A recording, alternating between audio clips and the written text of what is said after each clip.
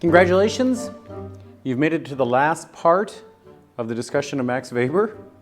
This is part C. Part C, we're looking at Max Weber's beliefs when it comes to authority. Weber believed there were three types of authority that a person can have. One is what's referred to as traditional authority. Then there's what's called the rational legal authority. And ultimately, there's one called charismatic authority. And I'm going to look at all three of these. First up is traditional authority. In traditional authority, authority is inherited by birth. So by the family you're born into, you automatically have that authority. There's usually a tie to religion in it.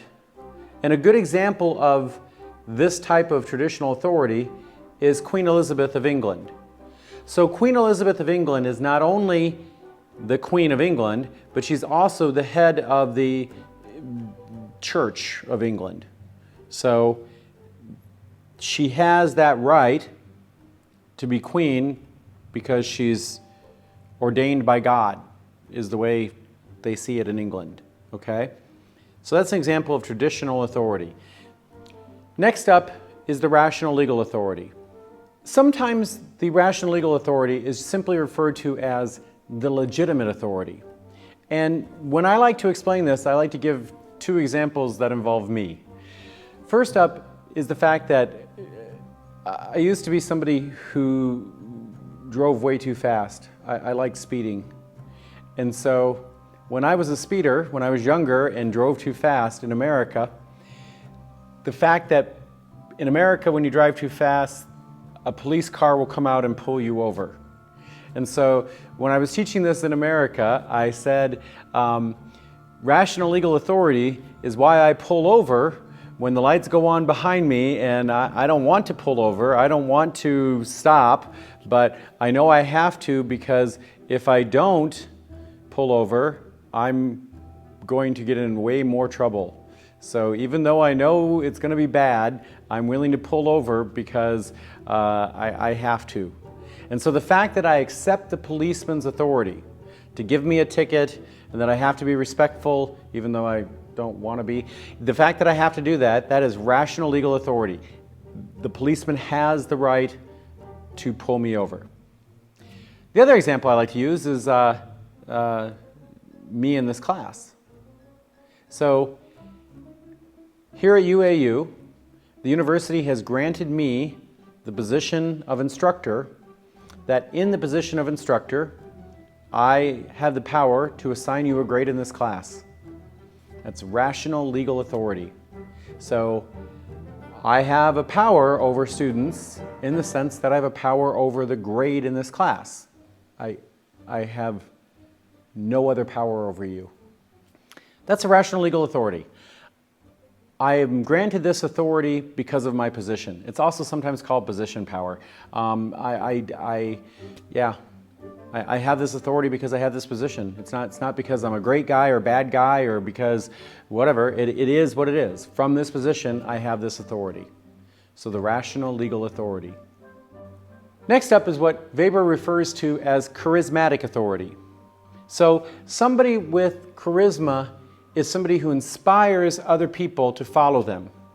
And the most common examples of charismatic leadership that you'll find in the books and so forth would be, from my country, Martin Luther King, a man who fought for civil rights, fought for the rights of minorities, and inspired millions of people. Nelson Mandela of South Africa fought for the rights of black South Africans to have a say, to have a voice in their government. A good example of somebody who inspires people in today's world, Greta Thunberg. Greta is a Swedish woman who is a climate rights activist, and she is inspiring a lot of people. Some more examples of charismatic leaders. Winston Churchill inspired a country to keep Britain safe during World War II. So when Britain thought it might be defeated by the Germans, Winston Churchill inspired his country to not give up. He was an inspirational, charismatic leader. Albert Einstein, one of the smartest people to have ever been alive. He was a physicist. He was instrumental in, he brought the world forward in physics more than anyone in the past 100 years. He was insanely smart. And so people found that charismatic, inspiring. I personally find Michelle Obama incredibly inspiring. If you've ever heard Michelle Obama speak, you realize that she's a better speaker than her husband, who was the guy who was elected president. I also find myself incredibly inspired by Hillary Clinton. As you can see, I've met Hillary. I've actually met Hillary a number of times. I think Hillary Clinton would have been a much better president than her husband was. And so I personally find her inspiring. When we talk about charismatic leadership, it does not always necessarily mean that charismatic is the same as good. There are examples in history of charismatic leaders who were not good. The most common example that every book will use, every site will use, is that Adolf Hitler. Adolf Hitler was a charismatic leader who did bad. Another example of a charismatic leader who did bad things is a guy by the name of Jim Jones. Jim Jones convinced almost 1,000 Americans to move away from America and move to South America, move away from the United States and move to South America, where he set up this camp. And in the camp, he told them, if things go bad, you have to be willing to kill yourself because you're following me, and if you follow me, you have to be willing to kill yourself if I tell you to. And sadly, in 1978, when I was 10 years old, I remember hearing the story of 900 people committing suicide because this charismatic leader convinced them it was a good thing to kill themselves. So charisma is not always a good thing. You hope it's for good things. In this class, I like to give a UAE example as often as I can. And the example of a charismatic leader in the UAE, most definitely falling into this category, is Sheikh Zayed. When I came to this country, I had heard of Sheikh Zayed before I came here. I came in 2008. Sheikh Zayed, I believe, died just a few years before I came here. And I quickly realized when I came here that Sheikh Zayed is seen as more than just a president, that he is seen as our father Zayed. And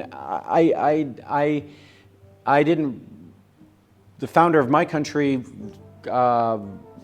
was 200 years ago. We don't look up to him the way people here look up to and respect Sheikh Zayed. And it amazed me as I've met people from that Sheikh Zayed inspired people not just in the UAE, but I've met people from Pakistan and Egypt who also were inspired by Sheikh Zayed. So that's a fantastic example of charismatic leadership. I could literally spend an entire semester just studying and teaching the works of Max Weber. I think he's one of the most fascinating people in the history of management, and I love reading about him and studying him. Unfortunately, or fortunately for you, I'm not going to. One more thing that I want to talk about that I haven't mentioned so far is that Max Weber did mention norms. Norms are the unwritten rules that people should follow. And if you can't follow them, then they need to be written, was his thoughts on it. But anyhow, that's what norms are. It's very similar to the term that I'll give you later, organizational culture, but we'll have that later. Max Weber is a fascinating man. I could talk about his ideas on power. He's just amazing. I appreciate you taking the time to listen to all this, because most normal people in the world don't care to learn this much about Max Weber. I'm not sure even people in Germany care to learn this much about Max Weber, but I do, and I find him interesting. And so if you've listened to the video up to this point, I thank you, and I appreciate you taking the time.